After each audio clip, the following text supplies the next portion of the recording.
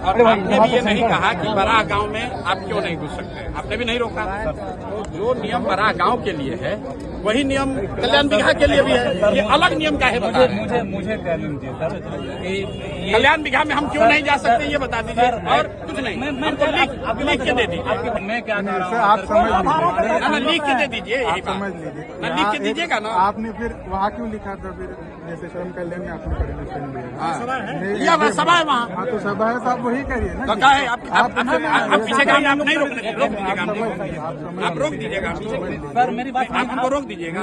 आप ही SDM है, तो आप यहाँ हमको गांव में हमको आने के लिए आपसे परमिशन लेना पड़ेगा। आपने कहा ना सर कि बराह में कुछ नहीं। नहीं, आप SDM हो तो आप परमिशन तो लॉ एंड ऑर्डर होगा तो आप कौन जिम्मेदार है? अरे आप लॉ एंड ऑर्डर के यहाँ पुरोधा बन रहे हैं। हम पिछले गांव में गए थे, लॉ एंड ऑर्डर नहीं हुआ, तो उसका भी आपने सूचना नहीं नहीं दिया। दिया। आ ही रहे थे, आप वहाँ क्यों नहीं पकड़े, वहाँ क्यों नहीं रोके? आपके जिला अध्यक्ष से अरे सुनिए, ये सुनिए ना, रुकिए, बताइए। अभी नया SDM आप ज्यादा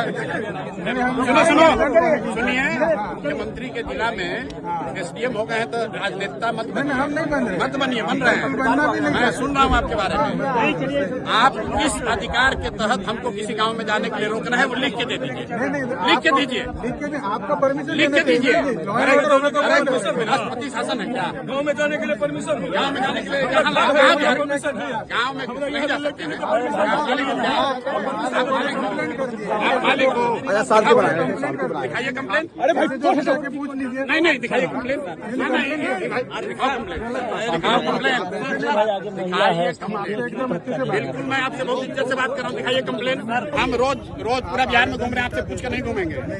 अरे आप अभी आपको इतना नहीं पावर सरकार ने, संविधान ने दिया क्या? आप रोक नहीं, बेकार दिमाग मत करो, आप रोक लीजिएगा, आप रोक लीजिएगा। सही बात आप हमको समझाओगे।